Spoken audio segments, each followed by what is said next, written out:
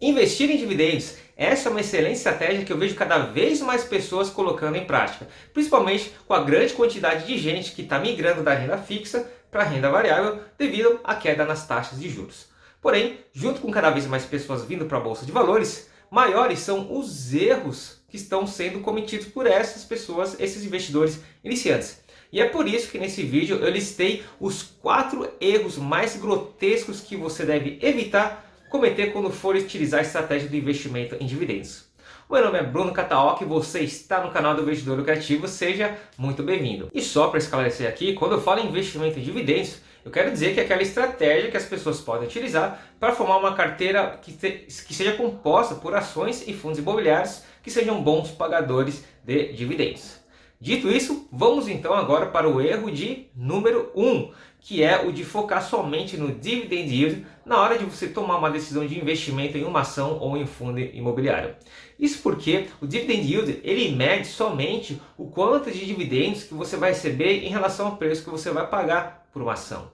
Então, às vezes você vê uma empresa com dividend yield alto, só que você não sabe o porquê que aquele dividend yield está alto. E como os dividendos vêm do lucro, você tem que, primeiro de tudo, saber se aquela ação, se aquela empresa que está por trás dessa ação que você quer comprar, ela é realmente lucrativa. Porque às vezes pode ter sido um lucro só momentâneo que ela resolveu distribuir.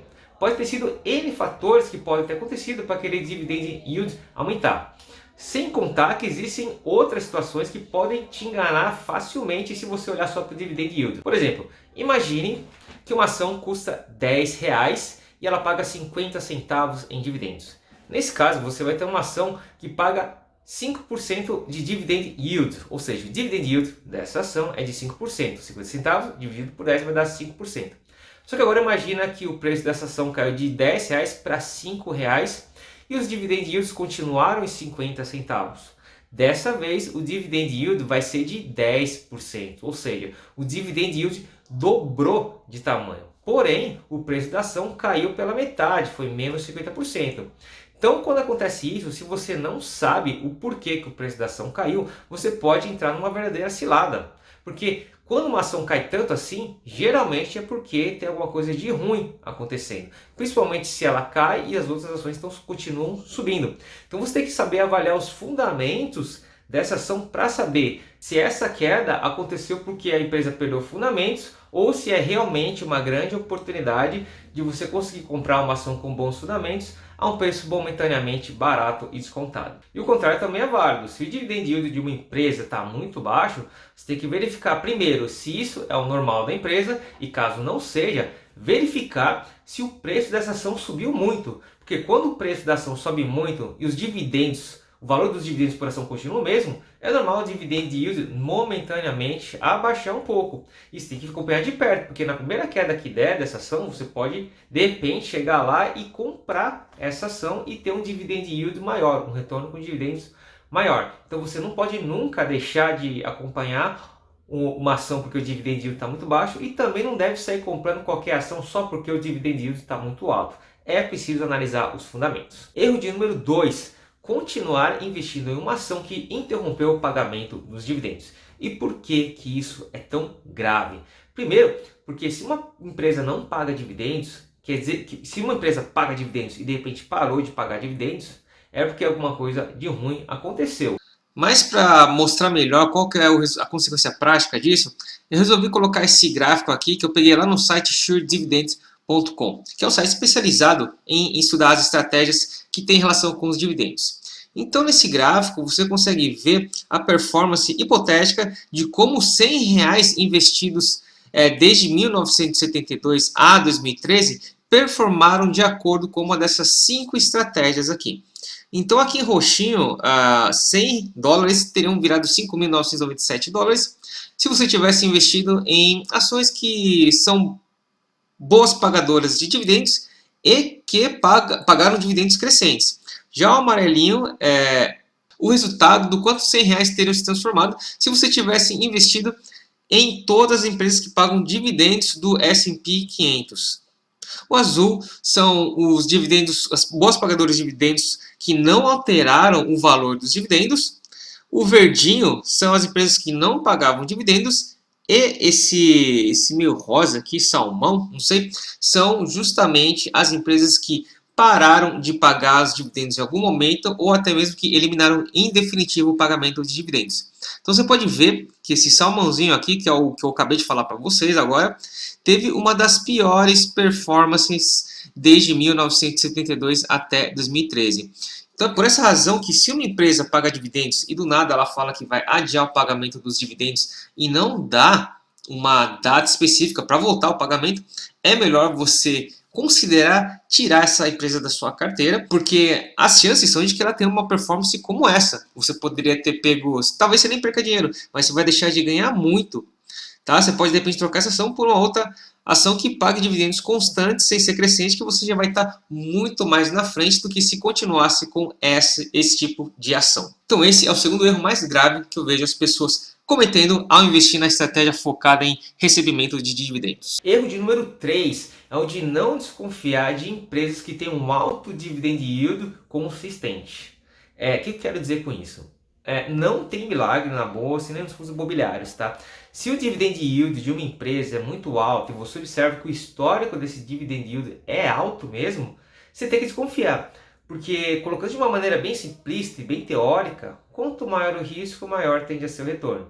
Então, se o dividend yield está muito alto, o mínimo que você tem que fazer é avaliar o porquê que esse dividend yield é tão alto assim.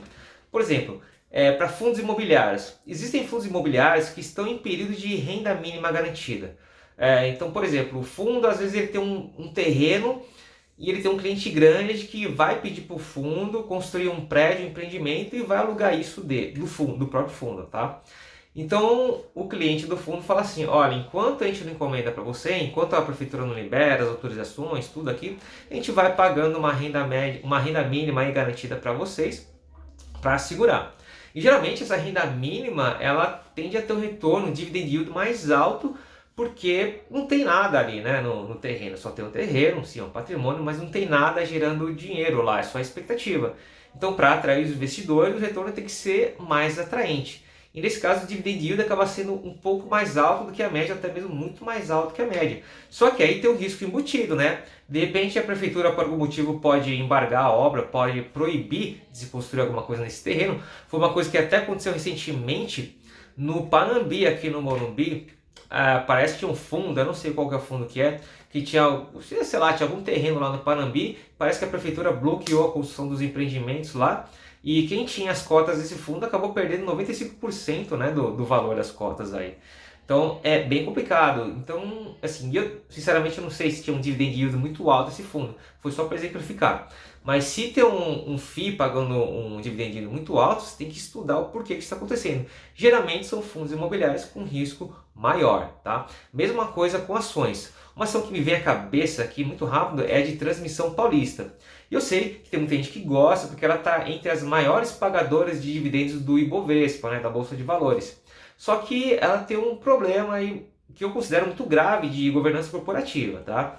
Quando você vai analisar os fundamentos de Transmissão Paulista, você até vê que é uma empresa lucrativa, redondinha, legal, bem administrada. O problema está na governança corporativa, mais especificamente com um negócio chamado Tag Along. E caso você não saiba, Tag Along é um mecanismo que garante que o acionista minoritário, no caso nós, recebamos 100% do valor da ação de Transmissão Paulista, caso ela feche o capital na Bolsa de Valores. Então, por exemplo, Transmissão Paulista tem ações ONs, que são ordinárias e preferenciais. E pelo que eu vi, só existe tag along para as ações ordinárias. Isso quer dizer o quê? Se você tiver TRPL 3, você tem direito a receber 80% ou 100% do valor da ação atual, caso a empresa feche o capital na Bolsa. Agora, se você tiver Transmissão Paulista Preferencial, TRPL4, você não tem direito a nada, tá? Se por algum motivo, se amanhã Transmissão Paulista vier e falar que vai fechar o capital na Bolsa, se você tiver TRPL4, você não vai receber nada, você não tem direito a receber nada, só se eles quiserem pagar, mas provavelmente eles vão querer. Então esse é o grande risco de TRPL4. E tem um problema. TRPL3, que são as ordinárias, tem liquidez muito ruim, quase ninguém negocia. Então também é um risco você ter uma ação que quase ninguém negocia, porque se você quiser vender e não tiver ninguém para comprar, você está ferrado. Então, a Transmissão Paulista tem esse problema de governança, né? Ela paga altos dividendos, só que quando você vai ver, você não tem nenhuma garantia de que você vai receber alguma coisa caso essa empresa feche o capital na bolsa. Então, você tem que ficar bem de olho nessas ações, nesses fundos imobiliários e saber aonde você está investindo. E o erro número 4 está em você investir somente em ações boas pagadoras de dividendos e ignorar as ações que pagam poucos dividendos, mas que tem um foco no crescimento. Então, qual que é a diferença aqui para você entender? Empresas que são boas pagadoras de dividendos, geralmente elas distribuem uma porcentagem maior do lucro líquido para os acionistas. Então, sobra pouco do lucro líquido para ela reinvestir no seu próprio crescimento. Já empresas que têm foco no crescimento, elas fazem o contrário. Elas pagam o mínimo obrigatório do lucro líquido para os acionistas e reinvestem aquele montante maior no seu próprio crescimento para gerar valor para os acionistas e aumentar mais ainda o preço da ação. Então, às vezes, a pessoa está tão focada em criar uma carteira boa pagadora de dividendos que ela simplesmente ignora essas ações que são denominadas de crescimento. Só que isso é um erro, porque geralmente essas ações que são focadas no crescimento, elas apresentam uma valorização da ação maior do que as empresas que são boas pagadoras de dividendos. Isso já considerando o reinvestimento dos dividendos, tá? Então, assim, você não pode ignorar essas empresas que pagam poucos, que têm um dividend yield baixo. E aqui eu quero citar alguns exemplos. Você tem loja Renner, Raia Drogasil, você tem também lojas americanas, WEG, tá? Então são empresas que têm esse perfil de crescimento, não são indicações de compra e nem tampouco são ações que eu considero boas, tá? Nem todas elas, mas são exemplos de ações que, se você observar nos últimos 10, 11 anos aí, elas se valorizaram muito, na casa de 2.000%, não digo 2.000%, loja Renner foi mais de 2.000% desde 2008, né? Desde a queda de 2008. E é uma empresa que paga poucos dividendos, ela não é uma empresa boa pagadora de dividendos, o foco dela é crescimento. Só que as ações valorizaram muito e você vai querer ter essas ações na sua carteira, porque o que acontece? Tudo bem, às vezes elas pagam poucos dividendos, como o Raia Drogasil que eu falei, o dividend yield é super baixo, 0,6%. Só que vai chegar um momento que ela se valorizou tanto que talvez você queira vender uma parte dessa ação e comprar, por exemplo, de Itaúsa, que é uma empresa que é boa pagadora de dividendos. Então você não pode deixar de lado essas empresas de crescimento, principalmente se você está em fase inicial, se você está formando sua carteira, está em busca da sua liberdade financeira, você tem que ter algumas empresas de crescimento para lá na frente, de repente, você vender todas as ações ou alguma delas e comprar ações que são boas pagadoras de dividendos. E de repente, essas empresas que são de crescimento hoje, lá na frente, elas chegam num ponto onde não tem muito mais para onde crescer. Daí elas começam a fazer o quê? Com aquele tudo de lucro líquido que entra, elas começam a virar boas pagadoras de dividendos, porque já cresceram muito e já não tem muito como aonde reinvestir esse lucro. Aí você pegou toda a valorização dessa empresa e lá na frente você vai usufruir de altos dividendos, que vai gerar um retorno magnífico para você. Mas assim, não estou falando que isso um dia vai acontecer, isso aí é muito teórico, tá? Pode ser que aconteça. Se acontecer, vai ser excelente. Se não acontecer e continuar em uma empresa de crescimento, você pode vender e comprar ações que sejam boas pagadoras de dividendos. Então, só para concluir esse vídeo, basicamente o que você tem que fazer quando for formar uma carteira de boas pagadoras de dividendos? Primeiro, sempre analisar os fundamentos e não focar somente no dividend yield. Ele é sim um indicador importante, mas primeiro analise os fundamentos e depois que você identificar boas empresas para se investir, você tenta pagar o preço mais barato que você conseguir para melhorar o seu retorno com dividendos, porque quanto menor o preço que você paga, maior tende a ser o seu dividend yield. E segundo, invista nos dividendos com foco no longo prazo e não no curto prazo. Porque é o que eu falei antes, às vezes você tem uma empresa que tem um dividend yield baixo, de 1%, 2%, que lá no longo prazo ela pode primeiro se tornar uma boa pagadora de dividendos e aumentar esse dividend yield, ou você pode até mesmo vender as ações dessa empresa, aqui assumindo que ela é uma boa empresa, e comprar ações que tenham um dividend yield maior para você conseguir usufruir com mais tranquilidade aí da sua aposentadoria ou da sua liberdade financeira aí daqui a alguns anos. Beleza? Então esse era o meu recado para hoje, eu espero que você tenha gostado e se você gostou, já clica aqui no joinha, compartilha com seus amigos e se inscreve aí no canal para receber as próximas novidades em primeira mão. E caso você queira uma ajuda minha, um conteúdo mais reto ao ponto, para que você consiga comprar ações que tenham excelentes fundamentos a preços super descontados, eu sugiro que você clique no link aqui abaixo para fazer o download do e-book A Estratégia Definitiva para Vencer na Bolsa de Valores, onde eu conto todos os detalhes que eu utilizo, desse método que eu utilizo desde 2008 com sucesso, para conseguir ter altas rentabilidades, com baixo risco e com no máximo 30 minutos de dedicação por semana na Bolsa de Valores. E se você gostou do que você viu até agora, eu tenho certeza que você vai adorar esse book. Eu vou ficando por aqui e a gente se fala no próximo vídeo. Um grande abraço, tchau, tchau.